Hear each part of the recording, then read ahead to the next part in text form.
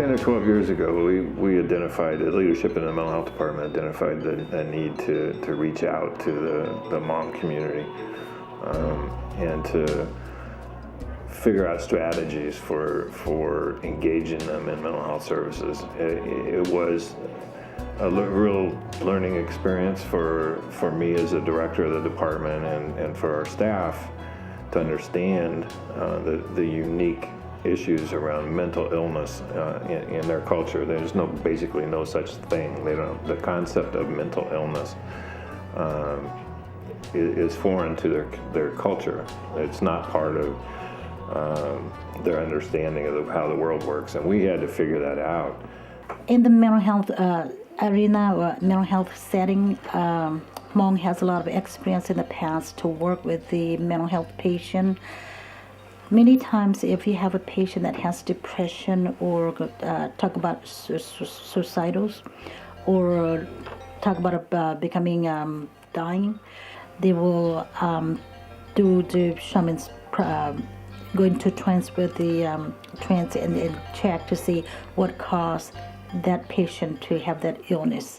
You bring a culture that's so unique and different from American culture and throw it into a community, they get very isolated and don't understand the rules of the way our society works, and you have to build that bridge and try to get them to understand they can't do things in this country because of the laws and regulations or whatever the same way they did in the old country. MHSA was a catalyst for us to be able to really look at underserved populations, and until we were able to engage the leadership in the Hmong community, it was not okay for them to need to come to mental health, so they didn't. And many times shaman will consider that as evil spirit that catch their spirit and make them sick, and they will heal it. They will do a traditional healing to heal that person's mind, and will bring the soul back to the patient's body, and the person will go back to normal. And that's why we developed this CCAP project to try to incorporate into the program things that were relevant to them, and that meant we had to engage the shaman and have them part of our treatment teams and try to build a program that bridged that gap, that so that there's a partnership with the shaman and our clinical staff and their clinical staff to make treatment options available that are relevant to their culture.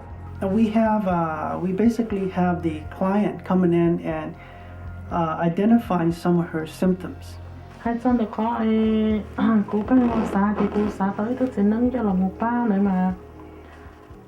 problems that may be spiritual rather than physical.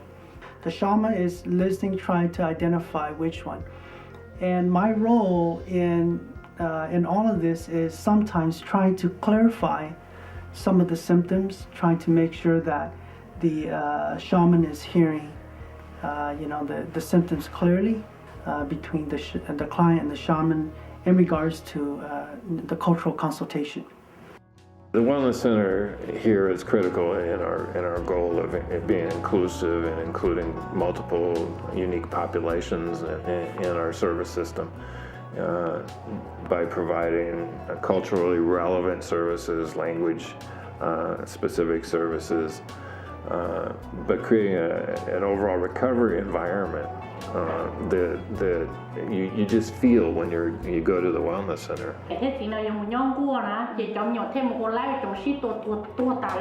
You walk in the door and there's energy there.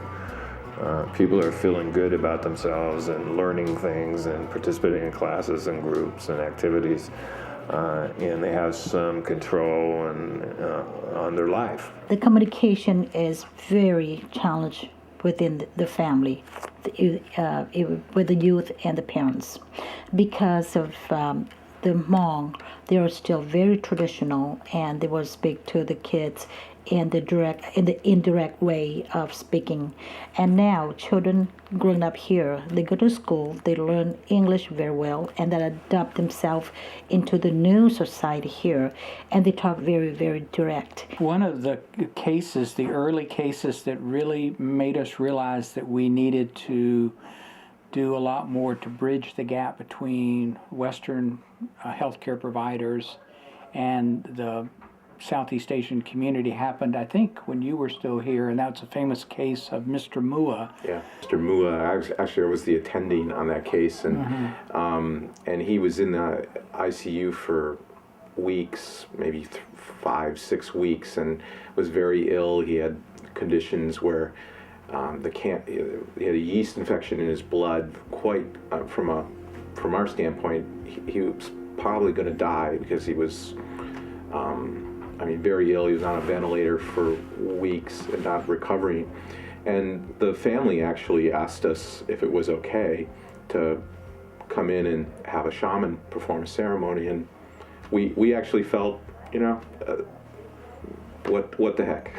It's not, we didn't feel any, it was going to hurt anything. And we thought maybe it might give the family actually comfort. Yes, I'm going to give you an example. A patient's body just like our house, and the spirit just like the person that live in that house. If the person that live in that house have gone away or running around and never come back to take care of the house, pretty soon the house is going to get old or running down, or somebody's going to come and throw the rock or throw an egg by the door and the windows or break it through. We are the shaman. We are the person that will go and looking for the owner of the house to come back to live in that house, to take care of that house, to keep it warm and to keep it clean. And then really after that, the patient actually started responding fairly dramatically. It was almost like he went from this kind of catatonic state to, I'm kind of using, Western terms, and just kind of suddenly started awaking, responding to us, and we were able to get him off the ventilator and get him off his IVs and actually get him into rehab, and he fully recovered. Sometimes hospital and mental health allow the shaman to go to the hospital to do some treatment if it is necessary. The big challenge is now the shaman don't get paid for it. We actually tried to build into the program and the budget stipends for shamans. And I think once we have an ability to have identified 2 or 3 of them who want to work with us on a regular basis, we need to try to figure out how to hire them as part of our treatment team. The major lesson learned in this is that you have to engage the population in designing the service. The service has to be relevant to their culture and belief systems. And if you don't do that, they may show up and participate, but they disengage very quickly. The critical part of making a program like this work is having them help us design the service. They have to tell us what works for them, what makes sense for them, and interpret for us how Western medicine can be in partnership with their religious and spiritual beliefs.